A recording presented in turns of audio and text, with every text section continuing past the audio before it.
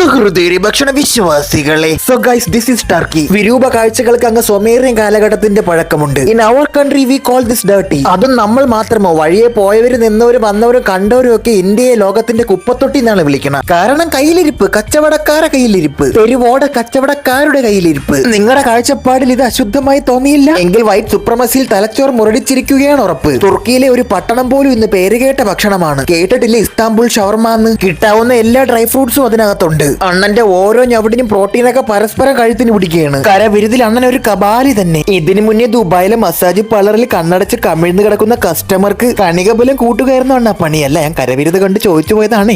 Spiderman വലയിട്ട പോലുണ്ട്. അതുകൊണ്ട് കൈരോമം വീണാലും കോംപ്രൻസ് ആയി പൊക്കോളും. ഗ്ലൗസ് ഇടാൻ പറ്റുമോ? ഇട്ടാ പിന്നെ ഇങ്ങനെ ചെയ്യാൻ പറ്റുമോ? ഇതിപ്പോ ഒത്തിരി നേരത്തെ കാര്യമല്ലേ ഉള്ളൂ. ഒന്നും ചെയ്തിരുന്ന ഏതൊരു മൊണ്ണ വീഡിയോ എടുത്ത് പോസ്റ്റ് ചെയ്തിട്ടുണ്ടല്ലേ നമ്മൾ ഇതൊക്കെ അറിഞ്ഞ. ഈ ഇസ്താംബുളിന്റെ ഇന്ത്യൻ സ്ട്രീറ്റ് ഫുഡിന്റെ തലപ്രാന്തായിട്ട് പ്രഖ്യാപിക്കാൻ പറ്റുമോ? അല്ല വേണ്ട, പറ്റുമെങ്കിൽ മതി. നമ്മളില്ലേ, നമ്മൾ പോണ്.